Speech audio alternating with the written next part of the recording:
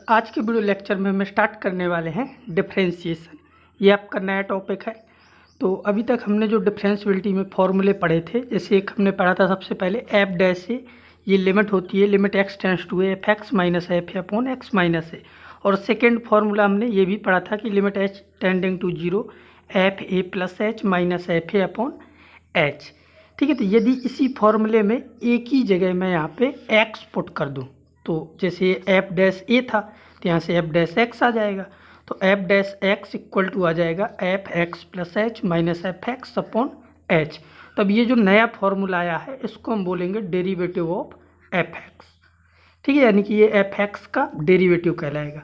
अब जैसे y equal to f x था, तो derivative of y with respect to x, इसको लिखने के क्या क्या तरीके हो सकते हैं। तो सबसे पहला है d y by d x, और y और एफ एक्स एक ही चीज़ है तो d f x upon d x भी लिख सकते हैं।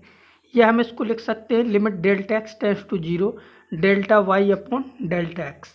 ठीक है, या इसी को y डैश या एफ डैश एक्स या डेरिवेटिव ऑफ y यानी कि डी वाई या d of f x y1 और f1 x, इसको इंडिकेट किया जा सकता है डेरिवेटिव को। अब जैसे y equal to f x था, तो ये जो लिमिट है f dash x limit h tending to zero f x plus h minus f x upon h, ये finding derivative using above limit, यानी कि इस लिमिट का यूज करके हम डेरिवेटिव फाइंड करेंगे, तो उसको हम बोलते हैं ए बी इनिशियो या फर्स्ट प्रिंसिपल। और फोर्थ पॉइंट आपका ये है कि जैसे d y by upon d x upon into d x upon d y equal to 1 होगा। ठीक है, और एक चीज़ ये याद रखनी है, इसको ऐसे याद मत कर लेना कि जैसे इससे इसको कैंसिल कर दिया और इससे इसको कैंसिल कर दिया तो 1 आ गया, ये ऐसा नहीं होता है।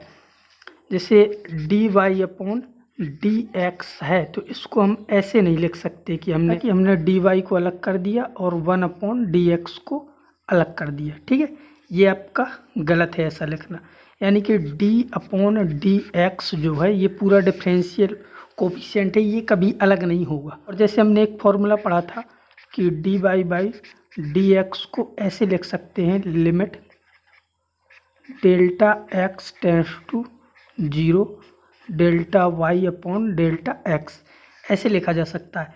तो अब ये जो डेल्टा लिखा है यानी कि लिमिट डेल्टा वाई इंटू इसको लिखा जा सकता है 1 अपॉन डेल्टा एक्स। ठीक है, इसी का यूज करके ये फॉर्मूला जो आपका ये ऊपर गिवन है ये ड्राइव किया गया है। ठीक है, यानी कि d y upon d x into d x upon d y equal to 1। अभी तक हमने कुछ नया नहीं बताया, जो हमने डिफरेंशियबिलिटी में पढ़ा था वही ये फॉर्मूला है। अब जैसे कुछ लोग 12 की तैयारी कर रहे हैं तो उससे ए बी इनिशियो या फर्स्ट प्रिंसिपल की हेल्प से क्वेश्चन पूछे जा सकते हैं। जैसे एफ एक्स बराबर है साइन एक्स और एल एन एक्स, ये हमने दो बेसिक से क्वेश्चन ले लिए हैं जिनके डेरिवेटिव हम फाइंड करेंगे फर्स्ट प्रिंसिपल की हेल्प से, यानी कि हमें वो लिमिट कैलकुलेट करनी है। ठीक है, यानी कि आपकी लिमिट क्या थी कि फॉर्मूला था आपके सामने f dash x equal to limit h tending to zero, फिर होता है एफ एक्स प्लस एच, तो x की जगह x प्लस एच रखोगे तो ये हो जाएगा साइन एक्स प्लस एच, फिर माइनस एफ एक्स तो साइन एक्स आ जाएगा। ठीक है, और डिनोमिनेटर में h।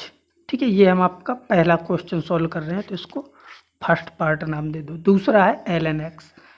ठीक है, तो अब ये लिमिट कैलकुलेट करनी है, इसका डेरिवेटिव आ जाएगा।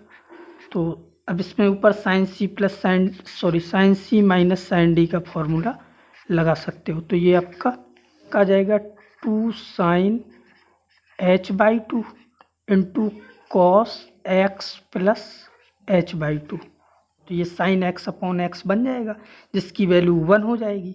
और इसके बाद अब यदि इधर h की जगह 0 पुट कर दोगे तो केवल आपके पास बचेगा कॉस एक्स। ठीक है, तो यहाँ से जो साइन एक्स का डेरिवेटिव आया वो क्या आ गया कॉस एक्स, और ये आपको पता भी होगा कि साइन एक्स का डेरिवेटिव कॉस एक्स होता है, बस हमने इसको फर्स्ट प्रिंसिपल से ड्राइव किया है। क्या था y equal to l n x, इसमें भी ये लिमिट लगा सकते हैं, यानी कि f dash x equal to f x plus h, तो यहाँ पे हो जाएगा l n x plus h minus f x तो एल एन एक्स, और डिनोमिनेटर में एच रहेगा। फिर यहाँ से आ जाएगा limit h tending to zero, लिख लिया l n x plus h, और डिनोमिनेटर में भी आपका एच ही रहेगा प्लस एच अपॉन एक्स और डिनोमिनेटर में भी एच। जैसे आपने लिमिट में हमने आपको ये बताया था कि जैसे ln x लिखा है तो उसकी जगह हम x माइनस वन लिख सकते हैं, तो ये पूरा x के तरीके ट्रीट हो जाएगा। इसमें माइनस वन करोगे तो ये वन कैंसिल हो जाएगा, तो ऊपर न्यूमरेटर में बचेगा h अपॉन एक्स और डिनोमिनेटर में h, तो ये h से h कैंसिल हो जाएगा। तो फाइनली इसका आंसर क्या आ जाएगा, वन अपॉन एक्स, यानी कि ln का जो डेरिवेटिव होगा वो क्या हो गया, वन अपॉन एक्स। और ये भी आपको पता होगा, ठीक है। तो अब ये आपको फर्स्ट प्रिंसिपल की हेल्प से कैसे डेरिवेटिव निकालना है, यानी कि हमें ये लिमिट्स इवेलुएट करनी है और लिमिट सॉल्व करना आपको सिखा चुके हैं पहले। इसके बाद कुछ स्टैंडर्ड फॉर्मूले हैं, जैसे ये है सबसे पहले आपके सामने। तो अब y इक्वल टू जैसे एफ एक्स है तो और ये एफ डैश एक्स है, तो जैसे k कोई कांस्टेंट फंक्शन है तो उसका डेरिवेटिव जीरो होगा, x की पावर n का होगा एन एक्स की पावर n माइनस वन, और रूट एक्स का होगा one upon two root x. जैसे रूट एक्स की जगह ऐसे लिखा होता है रूट एफ, ठीक है, तो इसका डेरिवेटिव आ जाता एफ डैश और डिनोमिनेटर में टू रूट एक्स, ठीक है। इसके बाद e raise to power x है तो ये e raise to power x ही होगा, a raise to power x का a raise to power x ln a। इसके बाद त्रिकोणमिति के फंक्शन है साइन एक्स का कॉस एक्स, ठीक है, और कॉस का माइनस साइन। इसमें बस ये याद रखो कि जो ये आपके सी वाले हैं जैसे कॉस कॉट और कॉसिक, तो इनमें माइनस होगा, बाकी सब में, बाकी तीन में प्लस होगा। सी वालों में माइनस याद रखना है, जैसे साइन का कॉस है तो कॉस का माइनस साइन है, टेन का सेक स्क्वायर है तो कॉट का माइनस कॉसिक स्क्वायर है, ठीक है। तो ये जो साइन है प्लस माइनस के, इसमें गलती नहीं होगी, बस ये याद रखना है कि सी वालों को माइनस में लेना है, और ये सब आपको डेरिवेटिव तो याद ही होंगे। इसके बाद इन्वर्स वाले हैं साइन इन्वर्स एक्स का, इसमें भी वही चीज़ है, सी वाले जो आपके हैं जैसे ये सी का हो गया एक, और ये सी का, और ये सी का, तो ये तीनों माइनस के होंगे, बाकी सारे प्लस के होंगे।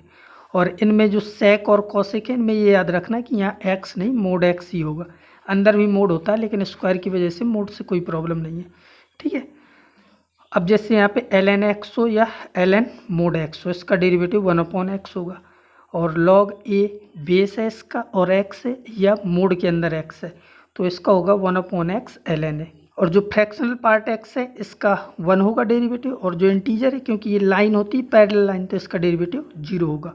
और ये भी याद रखना है जैसे x raise to power x है तो इसका डेरिवेटिव होगा x raise to power x one plus ln x।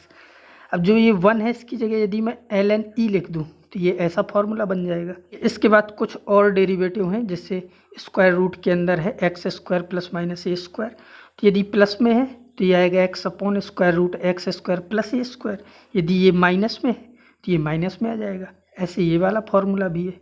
इसके बाद जैसे वन अपॉन एक्स है तो इसका होगा minus one upon x square, और वन अपॉन एफ है तो यहाँ पे minus F dash upon F square, ठीक है। तो ये कुछ स्टैंडर्ड डेरिवेटिव हैं जो आपको याद रखने हैं। अब जैसे आपके सामने ये क्वेश्चन, इसको सॉल्व करना है हमें, तो इसमें जैसे हमें ये रूट के अंदर one minus cos two x दिखा और डिनोमिनेटर में one plus cos two x, तो कॉस टू एक्स का फॉर्मूला खोलोगे साइन में one minus two sine square x, तो वन से वन कैंसिल हो जाएगा, तो यहाँ से आपको, ठीक है, तो यहाँ y इक्वल टू और अंडर रूट ऊपर आएगा टू साइन स्क्वायर एक्स, ठीक है, और डिनोमिनेटर में क्या आएगा टू कॉस स्क्वायर एक्स, ठीक है, ये पूरा रूट के अंदर ही रहेगा। अब यहाँ से अब जैसे इसमें रूट लगा है और स्क्वायर भी है, ठीक है, तो ये आपका ऐसे लिखा है y इक्वल टू और अंडर रूट के अंदर है टेन स्क्वायर एक्स, ठीक है। देखो सबके माइंड में जाता है कि सीधे स्क्वायर हटा दो और रूट हटा दो, सीधे y equal to ten x और डेरिवेटिव, ऐसे करोगे तो ये आपका गलत हो जाएगा। सबसे पहले यदि याद हो, जब मैंने अलजेब्रा में बताया था कि अगर square x square root x square लिखा है तो ये इसके इक्वल नहीं होता है, ठीक है। ये कब सही होता है, जब x पॉजिटिव हो, ठीक है, तब ये कंडीशन सही होती है, ठीक है। और यदि पॉजिटिव नहीं है तो फिर ये गलत होता है। तो स्क्वायर रूट एक्स स्क्वायर होता क्या है, जैसे स्क्वायर रूट के अंदर एक्स स्क्वायर है तो ये इक्वल होता है मोड एक्स के, ठीक है। ये आपको याद होना चाहिए यदि आप जेई का एग्जाम देने वाले हो, ऐसे करोगे तो ये गलत हो जाएगा। ऐसे ही क्वेश्चन आते हैं जिसमें थोड़ा सा भ्रमित किया जाता है। तो square root ten square x ये आएगा मोड टेन एक्स, ठीक है, और जो टेन एक्स है ये पॉजिटिव होगा या नेगेटिव, तो x बिलोंग्स टू π/2 से पाई, यानी कि सेकेंड क्वाड्रेंट, और सेकेंड क्वाड्रेंट में tan आपका नेगेटिव होता है। तो यहाँ से y इक्वल टू क्या आ जाएगा, -tan x। ठीक है, अब dy/dx निकालोगे तो dy/dx, और tan x का डेरिवेटिव होता है -sec²x। ठीक है, ये आपका राइट आंसर होगा। और यदि +sec² x लिखते तो वो आपका गलत हो जाता।